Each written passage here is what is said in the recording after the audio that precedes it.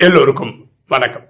இன்னைக்கு நம்ம பார்க்கக்கூடிய சப்ஜெக்ட், ஒரு ராஜயோகியின் கடைசி லட்சியம் என்னவாக இருக்க வேண்டும். இப்போ ராஜயோகத்தில் நமக்கு என்ன தெரியும்னா, சங்கமம்ன்றது 100 வருஷம், 1936 to 2036. நம்ம வீடியோ போடும்போது 2024 இருக்கும். இந்த காலத்தில் நிறைய ராஜயோகிகள் புருஷார்த்தம் பண்ணிட்டு இருக்காங்க, முயற்சி பண்ணிட்டு இருக்காங்க. அவங்க 63 ஜென்மமாக செய்த பாவத்தை எரிக்கிறதுக்காக பரமாத்மாவை நினைவு செய்கிறாங்க. அதுக்கு ஃபார்முலா பன்மனா பவ, தன்னை ஆத்மாவை என உணர்ந்து ஆத்மாவை தந்தை அன்பா நினைவு செய்து ஆத்மா இருக்க பாவத்தை எரிச்சிட்டு இருக்காங்க. அதுபடி 100க்கு 100 பாவத்தை அழிச்சணும் முடிவு பண்ணி ஒர்க் பண்ணிட்டு இருக்காங்க. ஆனால் இவங்களுடைய லட்சியம் எப்படி இருக்கு அப்படின்னு பார்த்தீங்கன்னா, 2 டைப்பாக இருக்கு. அப்படின்னா கடைசிக்கு முன்னாடி என்ன ஆகணும் அப்படின்னு யோசிச்சு பார்த்தா, நிறைய பேர் பரமாத்மா சொல்றது தான் இது. ஆவரேஜாக எப்படி சிந்திக்கிறாங்கன்னா, வினாஷம் ஆனா போதுரா சாமி, வீட்டுக்கு போயிடுவோமா, அதுக்கப்புறம் நம்ம பாட்டு சத்தியகுமோ திரேதாயகமோ எங்கேயோ வருவோம், அடுத்த 2500 வருஷம் சுகம்தான், இந்த நரகத்தில் கஷ்டப்பட வேண்டாம். ஸோ அவங்களோட லட்சிய பாயிண்ட் எப்படி இருக்குன்னா, வினாஷம் ஆனா போதும். பரமாத்மா சொல்றாரு, உங்க லட்சிய எண்டு வினாசமா இருக்கக்கூடாது, நம்மளுடைய ஃபைனல் ஸ்திதி எப்படி இருக்கு அப்படின்றது தான் இருக்கணும்.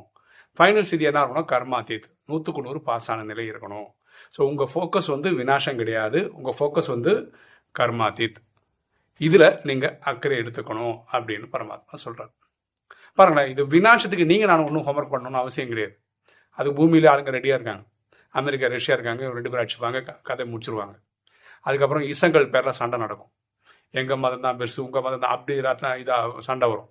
அதுல ஒரு சண்டை. அப்புறம் பஞ்ச தத்துவங்கள், நிலம் நீர் நெருப்பு காற்று ஆகாயம், ஆக்ரோஷமா அதோட விளையாட்டு நடத்தும் போது வினாசம் நடக்கும். ஃபார் எக்ஸாம்பிள், இப்போ மழை சீசன்லாம் பயங்கரமாக மழை இருக்கும், வெயில் காலத்தில் அப்படியே வச்சு செய்யும். அது மாதிரி ஒன்றும் ஒரு காலகட்டத்தில் நடந்தது இல்லையா, இது எல்லாம் ஒன்றா நடந்ததுன்னா, ஒரு பூகம்பம், ஒரு எரிமலை வெடிக்கிறது, இதெல்லாம் பக்கத்து பக்கத்துலேயே நடந்ததுன்னா, அப்போ அவர் கோர தாண்டம் எப்படி இருக்கும்னு நினச்சி பாருங்க. அப்படி மக்கள் இறப்பாங்க. அப்புறம் பசி பஞ்சு பட்டினியால் மக்கள் நிறைய பேர் சரீரம் விடுவாங்க, மக்களே அடிச்சுப்பாங்க, ரத்த ஆறு ஓடும். இப்படியெல்லாம் தான் வினாசம் நடக்க போகுது. இதில் உங்கள் பங்கு என்ன? நீங்கள் நானும் ஒன்றும் பண்ண வேண்டாம், அது தானாகவே நடந்துடும். அப்போ நம்ம பண்ண வேண்டியது சத்தியுக ஸ்தாபனை தான். அதுக்கு நம்ம புருஷார்த்தம் பண்ணி பாஸ் ஆகும். ஸோ நம்மளுடைய ஃபோக்கஸ் தனி மனித ஒழுக்கத்தினால நம்ம 100க்கு 100 பாஸ் ஆகுறதா தான் இருக்கணும். நம்மளோட ஃபோக்கஸ் ஃபுல்லாக அந்த பக்கம் தான் இருக்கணும். புரிஞ்சுதா நான் சொல்ல வந்த ஐடியா? புரிஞ்சுதுங்களா? இது பரமாத்மா சொல்றாரு, ஓகேவா? ஸோ நம்ம கடைசி ஸ்திதி இதை பற்றி தான் யோசிக்கணுமே தவிர கடைசி நேரத்தை பற்றி இருக்கக்கூடாது. அதாவது வினாஷம் ஆனா போதும் அந்த மாதிரி தாட் இருக்கக்கூடாது அப்படின்னு பரமாத்மா சொல்றாரு. இதுவே பரமாத்மா பாபா மீட்டு நடக்கும் இல்லையா, அப்போ கேள்விகள் கேட்கலாம் பாபா கிட்ட. அப்படி கேள்வி கேட்கும் போது நிறைய பேர் காமனா கேட்கிற கேள்வி எப்போ தெரியுமா, எப்போ பாபா எங்களை வீட்டுக்கு கூட்டிட்டு போவீங்க, அதாவது சாந்தி தாமத்துக்கு எப்போ கூட்டிட்டு போவீங்க, இல்லை அடுத்த கேள்வி என்ன இருக்கும், என்னைக்கு வினாசம் நடக்கும். அப்போ பரமாத்மா சொல்றாரு, இந்த மாதிரி கேள்விகள் எங்கிட்ட கேட்காதீங்க. அதுக்கு காரணம் அவர் சொல்றாரு, பாருங்களா, உங்க வீட்டுக்கு ஒரு கெஸ்ட் வராரு, வந்த உடனே நீங்க என்ன கேள்வி கேட்கணும், வாங்க நல்லா இருக்கீங்களா, வீட்டில் எல்லாரும் நல்லா இருக்காங்களா, அப்படிதானே கேட்கணும். இதெல்லாம் கேட்டு அடுத்த கேள்வி எப்போ கிளம்புறீங்க அப்படின்னு கேட்டா வந்தவங்களுக்கு எப்படி இருக்கும், அந்த மாதிரி இருக்கு அப்படின்னு நினைக்கிறாரு அப்பா. அதாவது வினாஷம் எப்போ நடக்கும்னு சொன்னா, அதுக்கப்புறம் வினாஷம் நடந்துச்சுன்னு வச்சுக்கோங்க, ஜட்மெண்ட் டே நடந்துச்சுன்னா அதுக்கப்புறம் பரமாத்மாவுக்கு வேலையே கிடையாது. சாந்தி தாமத்தில் தான் இருக்க போறாரு, வானப்பிரசன் நிலையில தான் இருப்பாரு, சத்தியகுந்திர 2500 வருஷம் ரெஸ்ட் தான். அது வரைக்கும் குழந்தைங்களை பார்க்க தானே வராரு அவரு. நீங்க நான் வர்றது உங்களுக்கு பிடிக்கலையா, ஒரு கெஸ்ட் வர்றதை வேற வேணான்னு சொல்லுவீங்களா, இப்படிதான் பேசுவீங்களா, இதுதான் நீங்க எனக்கு கொடுக்குற மரியாதையா? நீங்க 63 ஜென்மமா பக்தியில என்ன வா வா வா வான்னு கூப்பிட்டீங்க, கூப்பிட்டதுனால தான் இப்ப நான் வரேன், சங்கமத்துல வரேன். நான் வரும்போது நீங்க வந்தீங்கன்ற கேட்குற மாதிரி இருக்கு, இது அவ்வளவு நியாயமான விஷயம் கிடையாது அப்படின்னு பரமாத்மா சொல்ற. சரியா? ஆனா நம்ம அப்படிதான் இருக்கோம். எப்படி இருக்கோம்னா, இன்னைக்கு டிராமா முடிஞ்சா சந்தோஷம்டா சாமி, சத்தியுகம் தரலனாலும் பரவாயில்ல, திரேதாயுகம் தரலனாலும் பரவாயில்ல, எனக்கு இந்த கலியுகத்தில் நடிக்க முடியாது, என்னை விட்டா போது, நான் சாந்திதாமத்தில் உட்காந்துக்கிறேன். அப்படிதான் நிறைய பேரோட மன ஓட்டங்களா இருக்கு. பரமாத்மா சொல்றாரு, இப்ப நீங்க 84 பிறவிகளை எடுத்து டயர்டாகி போதுன்ற சாமி வீட்டுக்கு போகலான்னு நினைக்கிறீங்க. ஆனா இப்பதான் நிறைய பேர் ஃபர்ஸ்ட் பிறவிக்கு லேண்ட் ஆயிருக்காங்க. அவங்க ரொம்ப எந்தூசியாஸ்டிக்கா இருக்காங்க, அவங்கள நடிக்கணுன்றதுக்காக. இப்போ ட்ராமான்றது எல்லாருக்காக தானே செய்யப்பட்டிருக்கு. நீங்கள் டயர்டானதால உங்களுக்கு கிளம்பணும்னு தோணுது. அவங்க இப்போ தானே வந்திருக்காங்க, அவங்க பாட்டு நடிக்கணும்ல, அதோட டைம் தானே இப்போ நடந்துட்டு இருக்கு. ஸோ அவங்களும் அவங்களோட பாட்டு நடிப்பாங்க. இது 2036 வரைக்கும் போக தான் செய்யும். ஸோ நம்ம யாராவது ராஜயோகிகள் விரக்தியின் காரணமாக வினாசத்தை அதை வந்து ஃபைனல் பாயிண்டாக வச்சுக்கிட்டீங்கன்னு வச்சுக்கோங்களேன், அந்த பார்வை தப்பு. நம்மளோட பாயிண்ட் எப்படி இருக்கணும்னா, நான் 100க்கு 100 பாஸ் ஆகிடும் அந்த டைமுக்குள்ள. இதுக்காக நீங்கள் வந்து இப்படி இருக்கக்கூடாது. ஸ்கூலில் படிக்கிற பசங்க பாருங்களேன், அன்னன்னைக்கு படித்து அன்னன்னைக்கு ஹோம்ஒர்க்லாம் எழுதுனானா ஃபஸ்ட் ரேங்க் வந்துருவான். எக்ஸாம் வந்து இப்போ ஏப்ரலில் வைக்கிறான்னு வச்சுக்கலேன், மார்ச்சில் தான் புக்கே எடுப்பேன்னு நினச்சேன். நீங்கள் வந்து சில டைம் பாஸ் ஆகலாம், நிறைய டைம் ஃபெயில் ஆக தான் வாய்ப்பு இருக்குது. அது இப்போத்துலேருந்தே படிக்கணும்ல. அதே மாதிரி 2036 கர்மாதீதம் ஆகிறதுக்கு நான் 2035 ஸ்டார்ட் பண்ணுறேன் அப்படின்னு நினச்சிங்கன்னா வாய்ப்பே கிடையாது. ஏன்னா இது வரைக்கும் பண்ணல, திடீர்னு அன்றைக்கி அந்த ஒரு வருஷம் மட்டும் எப்படி பண்ணிடுவீங்க? அங்கேருந்து மட்டும் உங்களுக்கு எந்த ஒரு கமிட்மெண்ட் வரும்? அதனால் இப்போவே புருஷார்த்தம் பண்ணுங்க. ஸோ பரமாத்மா சொல்கிறது, நம்மளுடைய தாட் ப்ராசஸ் எப்படி இருக்கணும்னா, கர்மாதி தான் நம்மளோட ஃபைனல் எல்லையாக இருக்கணும், லட்சியமாக இருக்கணுமே தவிர வினாசமாக இருக்கக்கூடாது.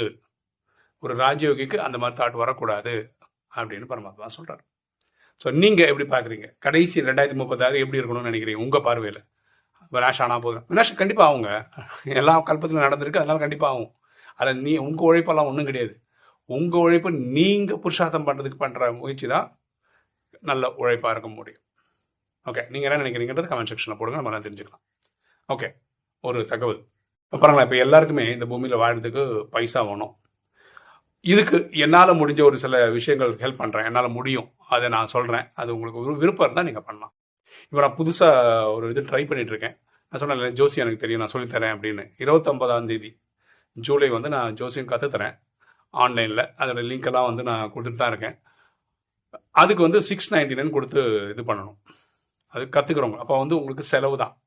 ஆனால் உங்களுக்கு வந்து கற்றுக்கணும்னு இன்ட்ரெஸ்ட் இல்லை, ஆனால் உங்களுக்கு காசு வேணும் அப்படின்னு நினச்சிங்கன்னா, நீங்கள் வந்து ஒரு லிங்க் நான் தர முடியும். அந்த லிங்க்கை நீங்கள் கொடுத்தீங்கன்னா ஆட்டோமேட்டிக்காக உங்களுக்கு வந்து ஒரு 10% உங்களுக்கு வந்துடும்.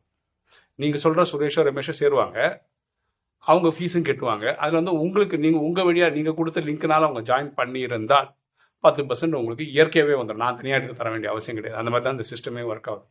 என்னோட ஐடியா என்னென்னா, மாதத்துக்கு ஒரு வாட்டியாவது அந்த செஷன் நடத்தலாம். ஏன்னா ஏதாவது ஒரு வருமானம் வரும்ல, அதுதான் அதோட ஐடியா. இந்த மாதிரி நாங்கள் எது பண்ணாலும் அந்த மாதிரி ஒரு ஐடியாவோட பண்ணலாம் அப்படின்னு நினச்சிட்ருக்கேன். ஸோ நீங்கள் உங்களுக்கு விருப்பம் இருந்தால் என்னை தனியாக வாட்ஸ்அப்பில் தொடர்பு கொள்ளுங்கள். நான் வந்து அந்த லிங்க் அனுப்புகிறேன். நீங்கள் அந்த லிங்கை வந்து ப்ரொமோட் பண்ணுங்கள். பாருங்கள், நாட்கள் கிடையாது, நீங்கள் பார்க்குறதே நாளைக்கு தான் பார்ப்பீங்க. அதாவது நான் வீடியோ போடுறேன்னா அடுத்த நாள் தான் நீங்கள் வீடியோ பார்ப்பீங்க. அது வந்து மண்டே வரும். ஸோ 1-2 நாள் கூட அந்த மேட்சிக் நடக்கணும், உங்களுக்கு நடக்கணும்னு இருந்தால். அதுக்கு அடுத்து நம்ம பிளான் பண்ணோம், கொஞ்சம் தள்ளி பிளான் பண்ணோம், நல்லாவே பிளான் பண்ணோம். அப்போ நான் அந்த லிங்கை பற்றி சொல்கிறேன், நீங்கள் விருப்பப்பட்டீங்கன்னா பண்ணி பாருங்கள். அது பேர் அஃபிலியேட் மார்க்கெட்டிங்னு பேர். அது வந்து நீங்கள் 10 பேருக்கு அமிச்சா, 100 பேருக்கு அமிச்சா, 1000 பேருக்கு அமிச்சான்றது கணக்கு கிடையாது. யாராவது ஜாயின் பண்ணி இருந்தால் அதில் வருமானம் நமக்கு வந்திருந்தால் உங்களுக்கு ஒரு 10% வரும். போட்ட முயற்சிக்கெல்லாம் ஒன்றும் கிடையாது. அதான் அஃபிலியேட் மார்க்கெட்டிங்கோட ஒர்க்கிங் ஸ்டைல் அப்படி தான். ஸோ நாளைக்கு நீங்கள் வந்து சொல்லக்கூடாது, நான் 1 லட்சம் பேருக்கு அமிச்சேன் ஆனால் யாருமே வாங்கலை, ஆனால் உழைச்சதுக்கு எனக்கு எதாவது கொடுங்க அப்படிலாம் கேட்டு வந்தீங்கன்னா நம்மளால் ஒன்றும் பண்ண முடியாது. ஏன்னா நமக்கு ஒரு வருமானம் வந்திருந்து அதில் 10% தரோம் அப்படின்றது தான். ஓகே, அதில் என்ன பியூட்டினா, அந்த கம்பெனிக்காரங்க வந்து அதுக்கு ஒரு 2.5% டேக்ஸ் பிடிப்பாங்க. ஃபார் எக்ஸாம்பிள் நம்ம 700 சொல்கிறோன்னு வச்சுக்கோங்க. ஒரு எக்ஸாம்பிளுக்கு 10% 70 ரூபா தான் வரும். எப்படியும் 70 ரூபா வருமானா அதில் 2.5% பிடிச்சி தான் உங்களுக்கு வரும். இதை மனசில் வச்சுக்கோங்க. அதுக்கப்புறம் விருப்பப்பட்டால் ஒர்க் பண்ணி பாருங்கள். ஓகே, இன்றைக்கி வீடியோ உங்களுக்கு பிடிச்சிருக்கோம் நினைக்கிறேன். லைக் பண்ணுங்கள், சப்ஸ்கிரைப் பண்ணுங்கள், ஃப்ரெண்ட்ஸ் சொல்லுங்கள், ஷேர் பண்ணுங்கள், கமெண்ட்ஸ் போடுங்க. தேங்க்யூ.